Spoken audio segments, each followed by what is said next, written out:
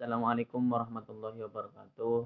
Bismillah, alhamdulillah, salatu wassalamu ala rasulillah Sayyidina Maulana Muhammad ibn Abdillah amma ba'd.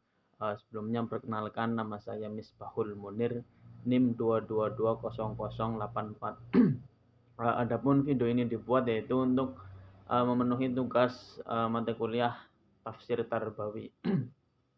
Di sini saya akan mempresentasikan makalah dengan judul Bersyukur pada Ibu Bapak, yaitu pada surat Luqman ayat 13 sampai ayat 15.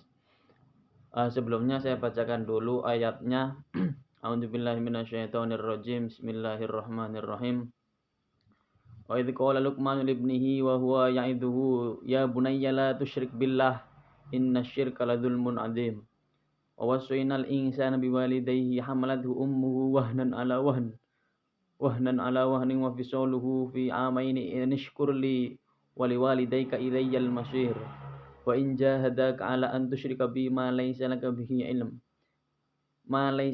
ilmu fala tudihuma wa sahibhuma fid dunya ma'rufa wattabi' sabila man anaba ilayya thumma ilayya marji'ukum fa unabbi'ukum bima kuntum ta'malun.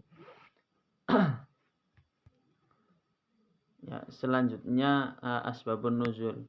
Surat Luqman tergolong ke dalam surat Makkiyah yang terdiri atas 34 ayat. Yaitu diturunkan setelah surat As-Saffat dan diturunkan di kota Mekah. Asbabun nuzul pada surat Luqman ayat 13 sampai 15 yaitu memberikan ajaran kepada setiap umat Islam.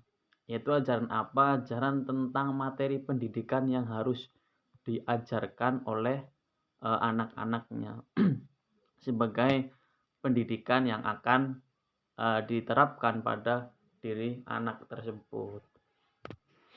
Ya, selanjutnya makna dari surat Luqman. Yang pertama ayat 13.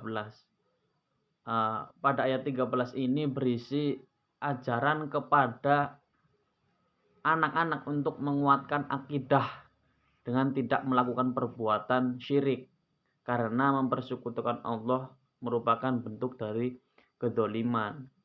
Memperbolehkan untuk tidak menaati perintah orang tua apabila itu perbuatan menyekutukan Allah Subhanahu wa taala. Dan yang kedua pada ayat 14 mempunyai makna, yaitu Allah menuntut setiap orang untuk mematuhi kedua orang tua mereka, karena ibu mengalami kesusahan dan kesengsaraan. Ibu menyusui seorang anak dan menyapihnya hingga usia 2 tahun. Allah juga memintanya untuk berterima kasih kepada semua nikmat yang Dia bawa melalui segala bentuk ketaatan. Dan yang ketiga yaitu ayat ke-15. Pada ayat 15 ini menerangkan bahwasanya ketika kedua orang tua menginginkan untuk melakukan perbuatan yang dilarang Allah, maka kita sebagai seorang anak hendaknya menolak ajakan tersebut dengan halus dan bijak agar orang tua kita mengerti. Selanjutnya yaitu nilai-nilai pendidikan yang terdapat dalam surat Luqman ayat 13 sampai ayat 15. Yang pertama yaitu perintah untuk tidak mempersekutukan Allah. Pada ayat 13 ini surat Luqman mengajarkan kepada anaknya untuk menyelamatkan dirinya agar terhindar dari perbuatan syirik atau mempersekutukan Allah. Perintah tersebut juga memuat ajaran tentang keberadaan dan keesaan Allah.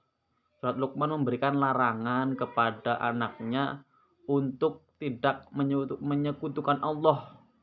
Hal tersebut sebagai bukti pengabdian seorang hamba kepada Sang Khalik. Yang selanjutnya yaitu perintah untuk berbakti kepada orang tua.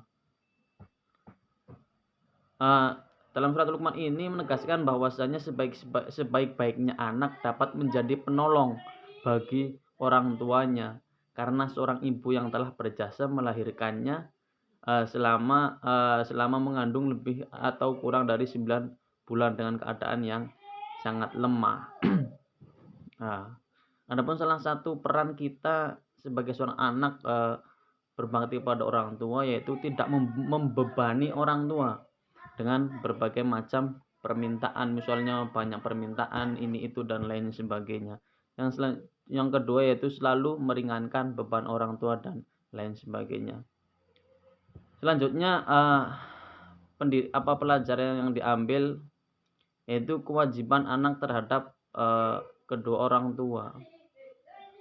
Kewajiban anak kepada bapak ibu dijelaskan dalam surat Luqman ayat 15, menyebutkan bahwa perilaku kita sebagai seorang muslim dalam memenuhi kewajibannya terhadap orang tua yang berbeda keyakinan, maka hendaklah saling menghormati dan berbaur.